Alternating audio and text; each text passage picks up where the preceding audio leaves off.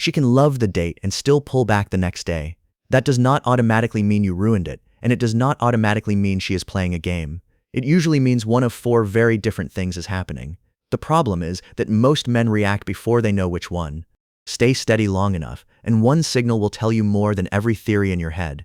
Picture the moment. The date runs late because neither of you wants to leave. She leans closer, laughs at the stories that are not even that funny, and says she wants to do this again.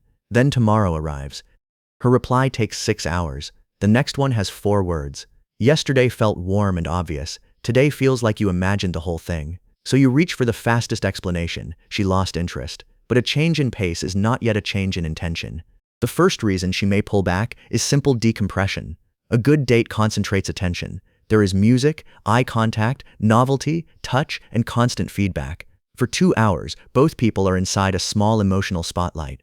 Then the spotlight switches off. Work returns. Friends call.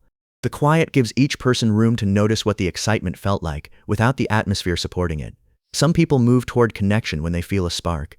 Others step back for a moment so they can understand it. That pause can look cold from the outside, but it may be emotionally neutral. A slower reply the next morning may simply mean the date has ended and ordinary life has resumed. If the warmth returns when she has space, the pause was not rejection, it was a reset.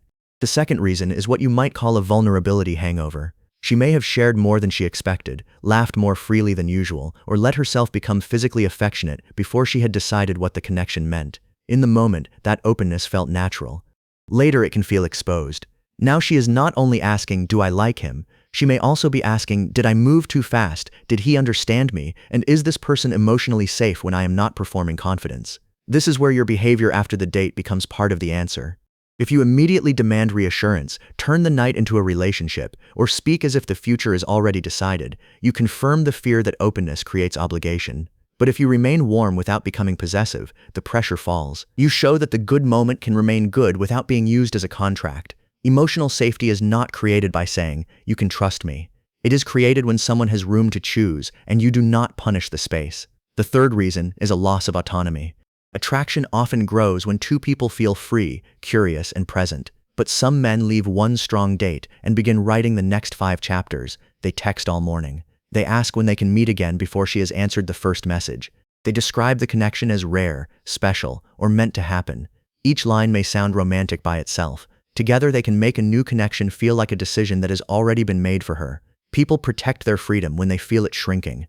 That does not make her avoidant, damaged, or afraid of a good man. It makes her human. When enthusiasm becomes momentum she did not choose, pulling back is the easiest way to recover control. Notice the difference between clarity and pressure. Clarity says, I enjoyed seeing you and I would like to do it again. Pressure says, prove that the night meant what I need it to mean.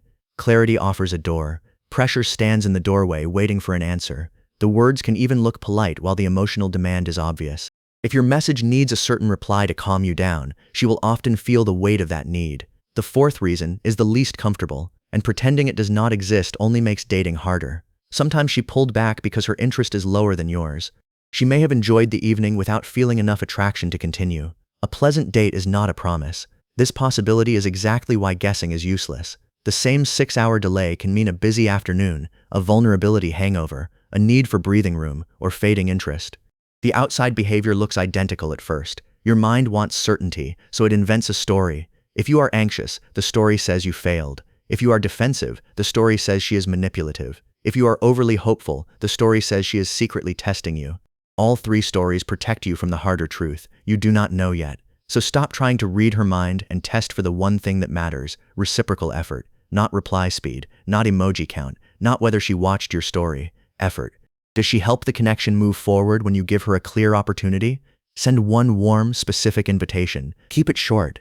I had a great time with you. I would like to see you again. Are you free Thursday evening? That message carries interest without carrying panic. It gives her something real to answer. Then leave it alone. Do not add a joke 20 minutes later. Do not explain that you are usually more relaxed. Do not send a second question to make the first one easier. One invitation creates information. Extra messages often destroy it. Now watch what she does. If she says yes, you have your answer. If Thursday does not work but she suggests Saturday, you also have your answer. A delayed response with a concrete counteroffer is participation. A short texter who helps make the plan is showing more intention than an enthusiastic texter who never meets you. Consistency is more useful than intensity. If she replies warmly but avoids the invitation, slow down. You do not need to accuse her, withdraw dramatically, or announce a boundary speech. Let her effort become visible. She knows you are interested. The ball is not hidden. If she wants to continue, she can help move the connection forward. A vague maybe, followed by another vague maybe, is not a complicated puzzle. It is low investment, whatever private reason sits behind it. If she says no or remains silent, accept the information without bargaining.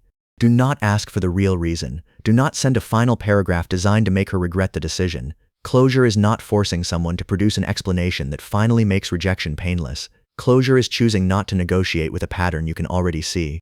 This is also where dating games fail. Waiting exactly 3 days, posting a photo to create jealousy, or becoming cold so she fears losing you may produce a reaction. But a reaction is not the same as genuine interest. You can make someone curious, competitive, or anxious and still build nothing worth having. If the only way to keep a connection alive is to disturb her nervous system, the connection is already costing too much. Real confidence looks quieter. You are allowed to want her.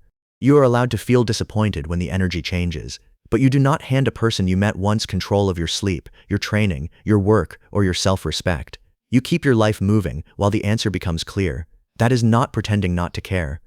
It is caring without abandoning yourself. And look at your own behavior honestly.